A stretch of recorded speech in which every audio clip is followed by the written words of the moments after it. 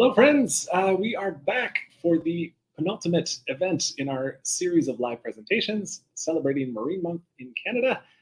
I'm Eric, Education Program Coordinator with Canadian Geographic, and it's a pleasure to be your host again for today's presentation. So Marine Month, it's a new program this year that's been offering students like yourselves the opportunity to dive into the fascinating world of Canada's marine industry, exploring the people, projects, careers, technologies, and adventures that shape this vital sector. So over the course of October, we are hosting 7 live presentations, each offering you a chance to meet real professionals working on land and at sea. So I would like to begin by acknowledging that the people that you'll meet today, as well as the projects and careers that we'll discuss, they're all located across the traditional territories of First Nations, Métis, and Inuit peoples. So we extend our gratitude for their ongoing stewardship of our lands and waters. As well, I'd like to express our great appreciation to the Canadian Marine Careers Foundation, our partners who have made it possible for us to bring you the Marine Month program. So if you're tuning in on YouTube, please feel free to share your comments and questions in the chat, and we'll make sure our presenters respond during the question and answer period at the end of the presentation. But otherwise, yeah, let's get going. So it's time for our next marine adventure. Today's presentation focuses on Canada Steamship Lines, and we have 2 very special guests with us from that organization. Please welcome Jessica Cook and Captain Mackenzie Kewen. Hello, you. Hello. Hello to you both. Welcome. Thanks for being here. Great to have you. So yeah, really looking forward to your presentation. So I'm just gonna get out of your way and hand the mic to you, and I'll see you at the end for the Q&A portion. Talk to you then. Hi everyone, so today we're going to take a look at what life is on board a Laker. So we'll start off by presenting myself and my colleague Captain Mackenzie. So basically my name is Jessica Cook, as Eric mentioned, and I'm the Junior Talent Acquisition Specialist for Canada Steamship Lines. It wasn't that long ago that I was sitting in your chairs wondering where all the classes were going to take me. And I was quite lost for a little while, but then I eventually realized that the answer was right in front of me the whole time. I really wanted a job in the marine industry. I come from a really long line of sailors, and I grew up in a coastal town where fishing is one of the most important jobs. The waterways are always something that has been very near and dear to my family. We've named actually most of our pets after the waterways, just like Numi, our most recent puppy, who's named after our newest vessel, the Nagumi. And so once I found out I could make my own place in the marine industry, I knew I had found my home. So now I'm going to let Captain Mackenzie present himself and tell his little story with CSL. Hello, everybody. My name is Captain Mackenzie Kewen. This past September, I just celebrated my 10-year anniversary being in the marine industry, all of which I've been with CSL going up through the ranks. And this year, 2023, was my first full year as a captain of a ship. So pretty monumental year for me, and a great experience with CSL for the last 10 years. So for today's short presentation, we'll be discussing what the marine industry is in Canada. Then we'll look into who is CSL, what's life like on board the Laker, why to choose a job with CSL, and then we'll take a look at your questions during the Q&A session. Some of you might already be familiar with the topics that we'll be discussing, but hopefully we'll be able to help you all understand what the marine industry is and all the opportunities it has to offer. So in the next slides, we'll be discussing really what the marine industry is in Canada. The Canadian trade is split into 4 main sectors. We have the West Coast trade, which includes cities such as Vancouver and Nanaimo. We've got the East Coast trade that includes cities like St. John's, Sydney, the Magdalen Islands, and Halifax. We've got the Great Lakes and the St. Lawrence Seaway, which includes cities like Montreal, Quebec, Toronto, and Thunder Bay. And then finally, we've got the Arctic water trade that brings you up north to support the sending of the goods between the small communities in our territories. Marine schools actually exist in most of the regions that we've just mentioned. So we've got Georgian College in Ontario, for example, BCIT in British Columbia, and Memorial University in Newfoundland. There's several schools in Canada that can train you either in navigation or marine mechanical engineering. There's also a number of trades that lead to careers on board our ships, and they require less school time than the other programs. In each of these cities presented, we see that there's ports, so the little blue dots. The ports are the entry and the exit of all Canadian products to foreign countries, and they're also where we receive the goods from the countries all around the world. Because so many countries can only be accessed by sea, an incredible amount and quantity of goods are carried on board our vessels. According to the United Nations, over 80% of international trades in goods is carried by sea. Did you know that the amount that one ship can carry is equivalent to 301 rail cars or 964 transport trucks? Now that we've talked a little bit about the different ports and the trade routes, let's talk about some of the vessels that you might see here in Canada. Numerous vessels navigate our waterways, so we have cruise ships, we've got ferries, container vessels, dry bulk cargo vessels such as ours, tanker vessels, and fishing vessels. So some of you may be wondering, so who is CSL? Now let's take a look into that. Throughout the presentation, we'll have a few questions along the way. We'll give you approximately 30 seconds or so to discuss your answer in the class. Then you can drop your answer in the chat. So starting with the first question, do you know what CSL's first cargo was? Stones, passengers, fish, or oil? We'll give you all a few seconds to kind of maybe write your answers in the chat there. Give you some time. If you guys guess passengers, you're correct. So now let's take a look at basically CSL over the years. CSL went from carrying passengers to becoming one of the largest owner and operator of self-unloaders, and also now the third largest cement carrier. Basically, we started off back in 1845 on the Richelieu River. The CSL we know today was founded on June 17th, 1913, when 11 shipping companies combined to make one, and that's why we refer today to 110 years of CSL. The reason for this change was a population growth towards Western Canada. Over the next 110 years, CSL went through a lot, and we changed a lot as a result of that. From 2 world wars to the Great Depression to markets ups and downs, and most recently, our global pandemic. It hasn't always been an easy ride, but we've always figured out a way to succeed when facing the challenges. The company's constantly expanding around the world. We're now operating in Americas, Europe, Australia, and most recently in Africa. Our ships have come a long way too. They've gone through multiple technological changes and improvements throughout the year. CSL has always adapted to the changes of our planet, and that's what sets us apart from other shipping companies. It's our values. We prioritize people, and we prioritize the environment. It's what's inspired us over the last 110 years, and it's what's going to keep us going through the next 110. Today, we're expanding into new exciting directions, and together we're writing a new chapter in our company's long and rich history. We're also constantly ranking among Canada's top employers for youth people and Montreal's top employers. So talking a little bit more about in Canada, CSL owns our self-unloaders, bulkers, and Trillium-class vessels, which are composed of our improved self-unloader fleet and bulkers. Now, we have a little video here for you to show you what a self-unloader really looks like and how it operates.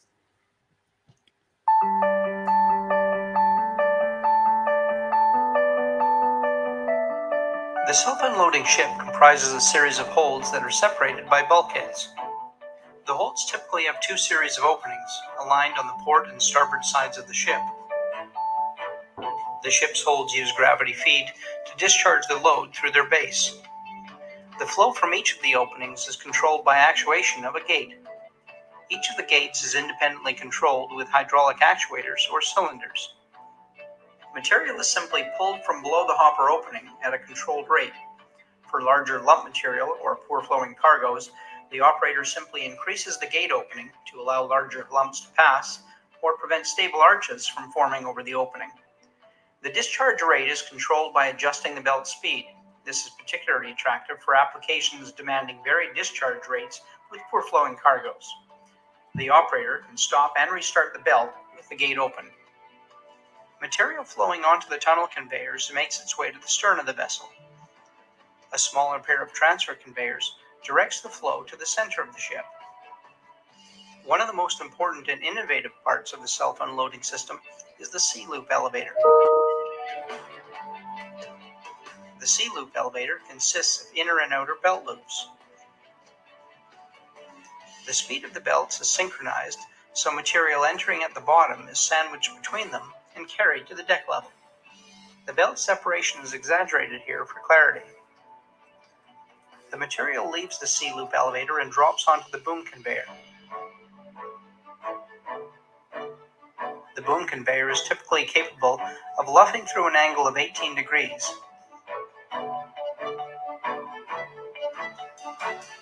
The boom typically slews through an angle of 90 degrees to both port and starboard sides of the vessel.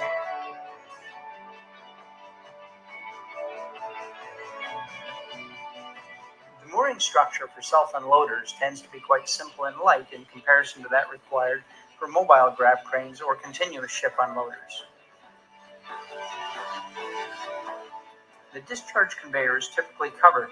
This reduces both dust and the trail of spill that's common with grab-based discharge systems.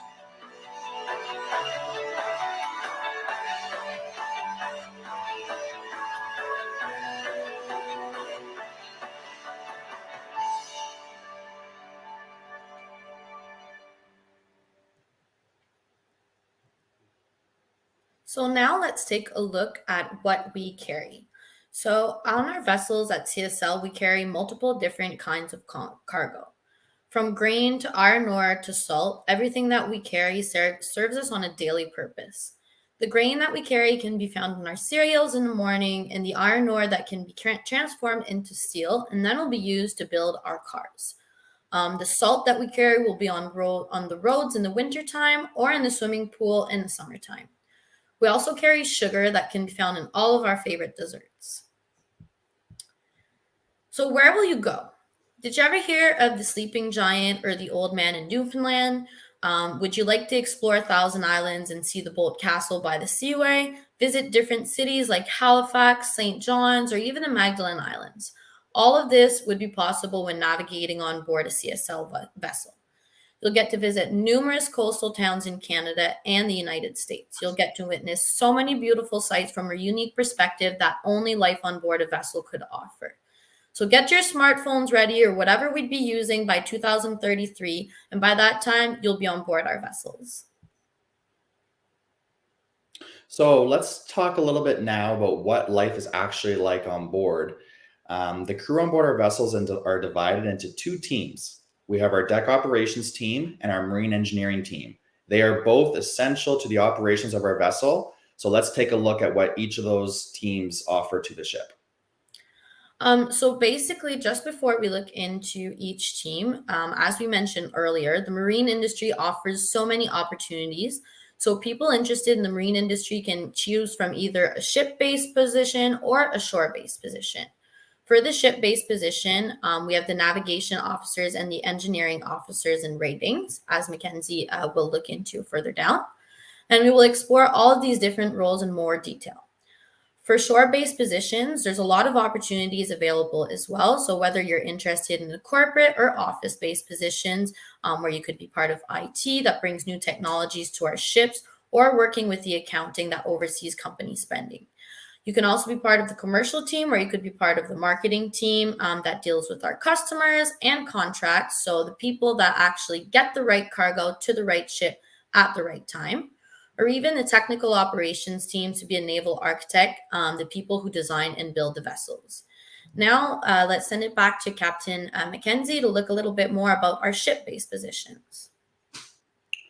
So with the ship-based positions, we'll start with the deck operations team. So it's divided in basically three different components which compose of the team itself. So you have the captain, who's an overall command, and then you have the chief officer, second mate, and third mate, who work as the captain's underwriting assistants. And then you'll have the ratings, which are composed of able-bodied seafarers ordinary sea persons, chief cook, and second cooks, to give an example. So the captain is the overall leader on board. They are responsible for the safety and security of the crew, cargo, vessel, and the environment.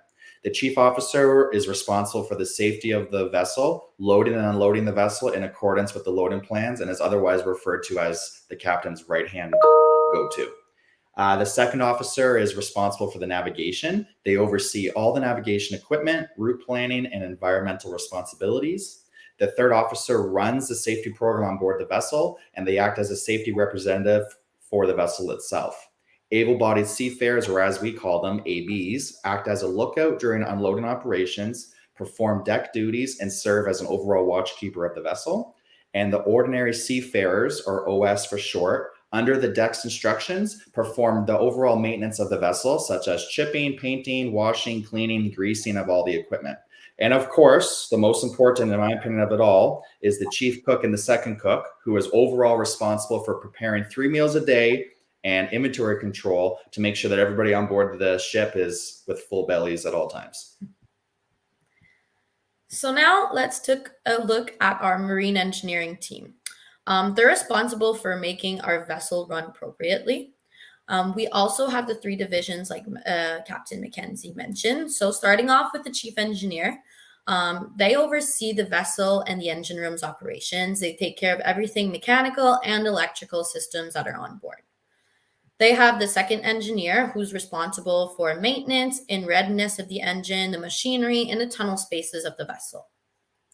The third engineer oversees the maintenance and the upkeep of the generators, the general service, drinking water systems, ballast, and fire pumps, and a lot more. For our fourth engineers, they take care of basically the upkeep and the care of the vessel's firefighting water pumps and any other safety equipment that would be needed for the engine room.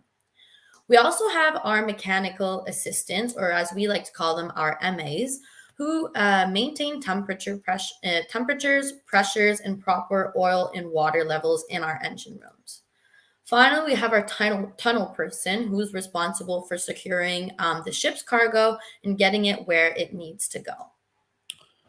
Okay, everybody. So based off of all that, it's time for another short quiz. What type of tasks do you think our crew members participate in on board?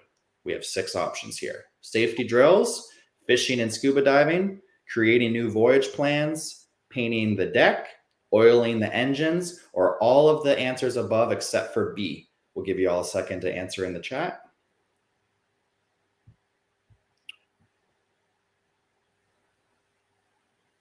See what everybody thinks. If you guys guessed F, then you were correct. Indeed, our crew members take part in safety drills, creating new voyage plans, chipping and painting, and oiling. But sadly, scuba diving and fishing isn't an activity that our crew members can take part in on board. Our vessels are way too big and don't really allow that type of activity. However, a lot of our crew members, when they're back home and they're off time, take up this hobby in their off time.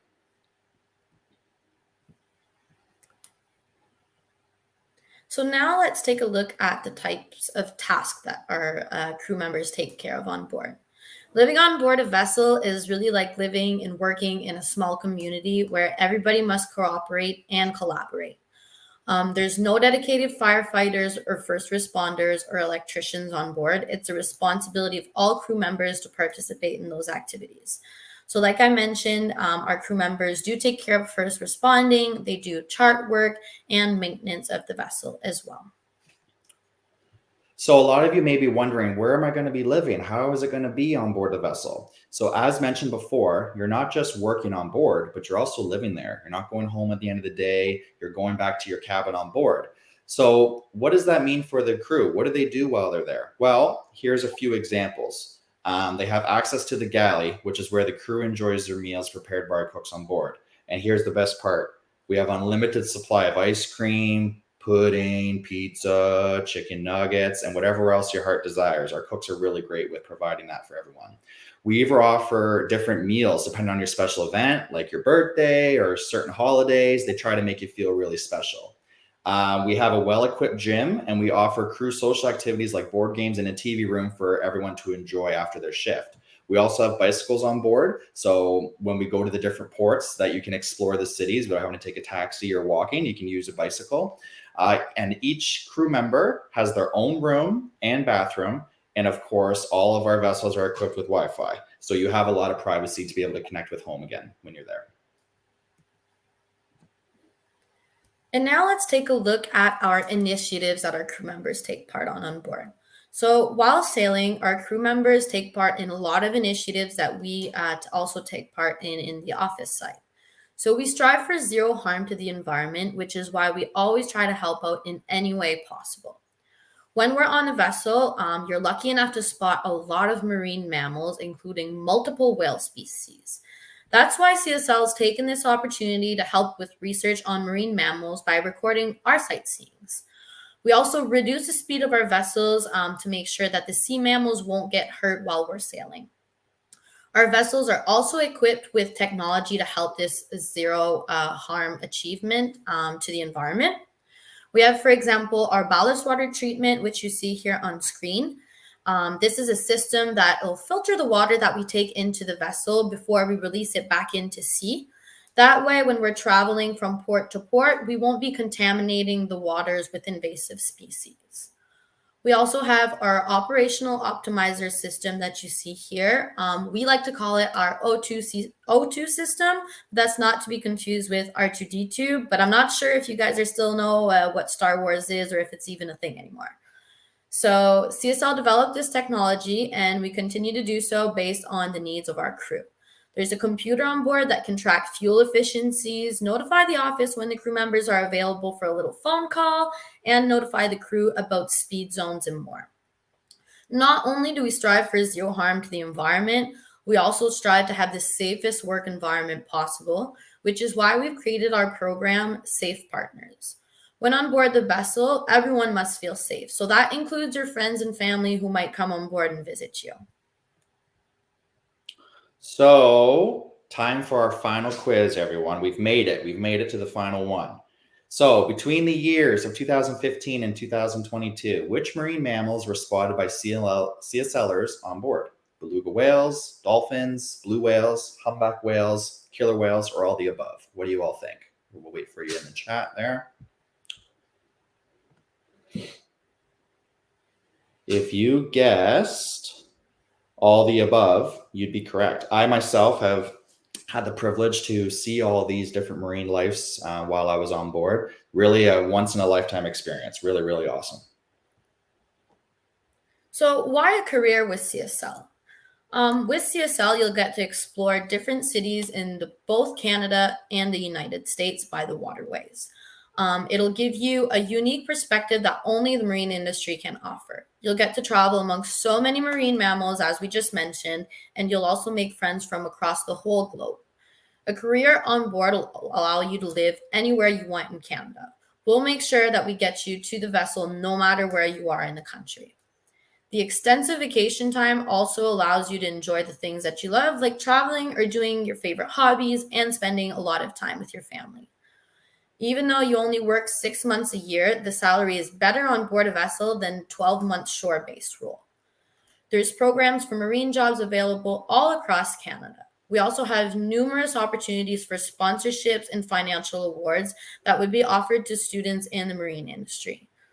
Finally, we know that the world is changing really fast, but one thing is certain, the marine industry has always existed and will always need our seafarers.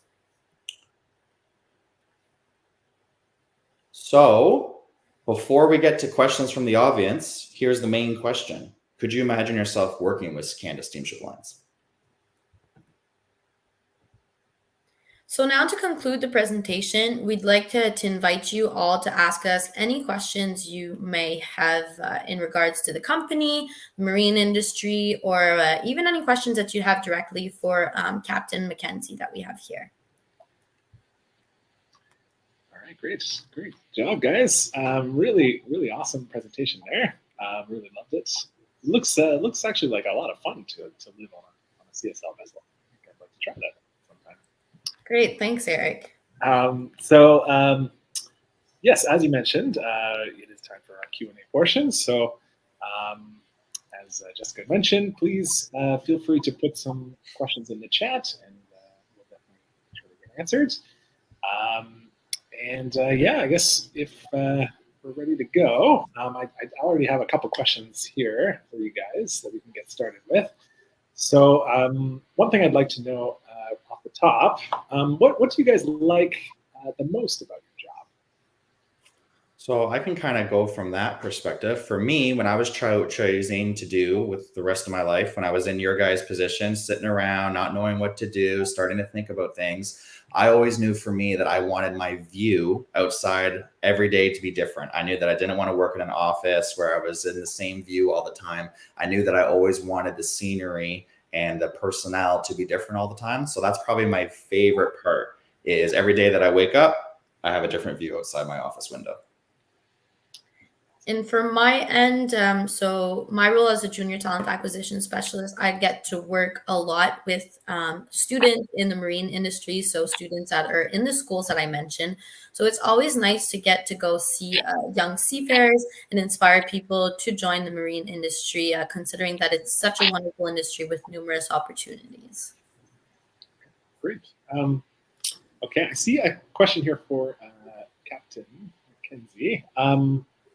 What is the most challenging part of your job as a captain? The most challenging part would be probably being away from the ones that you love the most, whether that's your family or friends, your animals, your dogs. I'm a huge dog lover. So I miss my puppies sometimes more than I miss my fiance, but don't tell her I said that. What else? I just miss, sometimes just the simple things in life, like going for a drive or going for a walk with the dog or interacting. That's probably the biggest part. However, on the flip side of that, when you're home for extensive periods of time as well. So you're able to do a lot of those types of things more frequently when you're home as well. So personally, I think that there's a good balance with everything in life. There's pros and cons, of course.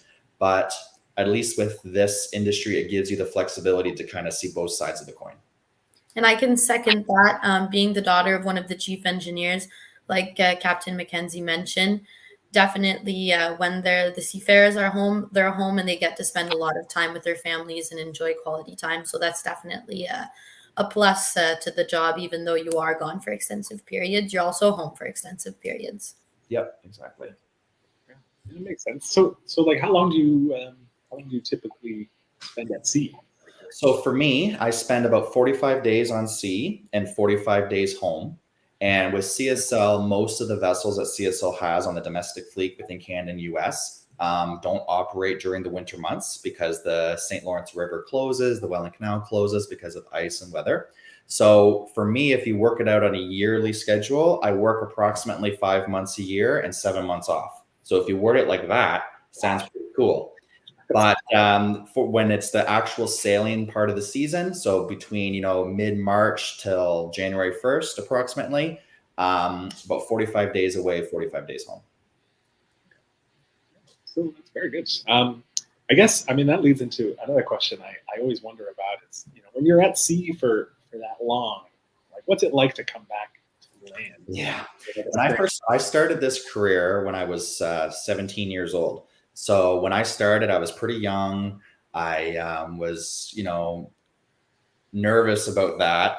I remember when I was really young and I used to start first having a shower. When I came off the boat, I would feel myself swaying inside the shower, feeling like the boat was rolling. And then I'd have to grab all the walls and go, okay, no, you're okay. You're staying still. So the old expression of your sea legs definitely was something that I experienced when I first started the career. Now, 10 years in, I probably don't experience it as often, but I do remember that every time I get off the ship and I get into a car, 50 kilometers an hour feels like you're going 500 kilometers an hour. It feels really, really fast. When you're on a ship, of course, they don't go as fast as cars do. So once you get back into a moving vehicle, I'd say that's probably the biggest adjustment, when everything just feels very, very fast. Interesting. And I guess the reverse as well. So when you're on land for a while and you go back to sea, does it take you a long time to get your? You know what? When I thought that I'd have that. The hardest part, honestly, is saying the goodbyes. Once I get on the ship itself, it feels like home. It feels very comfortable. I love my job. I love what I do. The hardest part is saying goodbye to the dogs again. But no, it's I'd say the transition from the ship back to the shore is probably the biggest change. When you get onto the ship, it's very cool. Every day I get to see a sunset. Every morning I get to see a sunrise. You know, and it's there. I get to see Lake Superior all the time, which is just stunning. It's almost like being on the ocean. Stunning. So that's the part I enjoy the most. Well, you maybe partly answered my next question, which is, what would be, your favorite places you visited or traveled to? Like, wow. Yeah, well, when you say that, I think of two.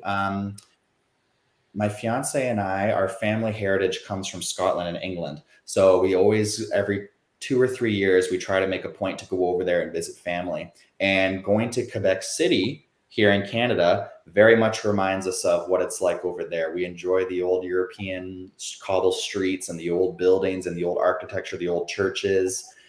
So luckily with this job, sometimes some of the vessels that CSL have are in port for an extensive period of time because the cargo operation that they're doing is either fast or slow with the loading or unloading operations. So it gives you some time to go ashore and explore. So I've been ashore in Quebec City a lot. Montreal, very, very similar.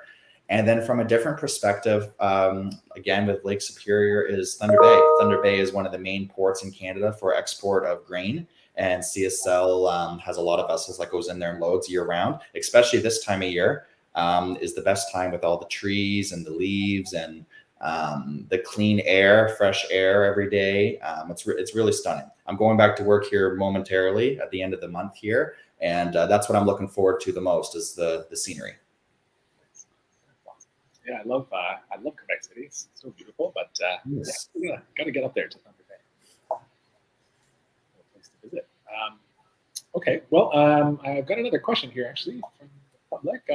What kind of technology and navigation tools do you use on the ship? So if you drive your car and it's foggy or it's dark and you have a hard time, you normally turn on your high beams or you turn on your fog lights, you slow down, you might even pull over and put your four-ways on. Well, on a ship, we don't have brakes. We don't have anything that allows the ship to stop of immediate besides anchors. So we use a tool called radar, which allows us in the restricted visibility or the darkness in order to help us guide our way through moments of when visibility is not clear. So that's probably our most important piece of navigation equipment would be the radar. And then second to that, we have what's called ECDIS. And for the people that may not be aware of what that is, it's basically like having GPS on your phone or in your car where you put in an address and it will tell you turn left here, turn right here, stop here, go here, here's the speed limit here, here's the speed limit there. Same thing, electronic chart display information system is what it stands for, ECDIS for short, and helps us get to where we're going. A lot of the times on the ships, you may be going to a new port that you haven't been before, or that may have had a updated chart from the last time that you were there with respect to water levels or dredging or navigational aids such as buoys. So the ECDIS navigation system will help you guide you to your port of call, and the radar will assist the ECDIS in the sense that if it's hard to see where you're actually going when you look out the window, you can use the radar to help guide you there. Cool. Okay. Yeah, I imagine the technology has changed quite a bit over the history of CSL that you've used from the beginning to now. Like, do you foresee like a lot of changes, in the future? Is there technology like on the horizon? Well, I tell you, I'm pretty young myself, but in my 10-year career, I have seen a lot of changes. One of which would be these ECDIS, what I'm talking about, navigational charts. I see some hanging behind you, actually, Eric, on the wall there. Navigational charts is something that they're getting away from, to be honest. The marine industry is getting away from paper charts and they're moving solely to electronic. So this year, at the start of the season, CSL implemented a policy essentially that everybody that worked on board the vessels had to be ECDIS certified and that they were getting away from the paper charts. Now, we still have the paper charts on board the vessels, as reference only, not to be used for primary means of navigation. But that's huge. I grew up on the water. That's how I got into the marine industry. My parents used to have a pleasure craft boat that we used to use. I used to have a Sea-Doo when I was a young kid. And that's how we used to get around. You wanted to go to this island, we'd pull out the paper chart, this big chart, you'd lay it down on your dashboard of your car, or you'd lay it down on the big love seat of your boat. And they're getting away from that now. And now it's just a little handheld device or a computer screen that will do the same thing. So navigational charts in the paper form, I would say, is the biggest change that I have seen. Other things, like we used to learn how to do like Morse code. I don't know if anyone in the room knows what Morse code is, but we used to communicate with safety and emergencies, like SOS, for example. If anybody's ever seen the show like Survivor, sometimes they do Morse code on their beach in sand. They'll put the SOS on the beach in sand.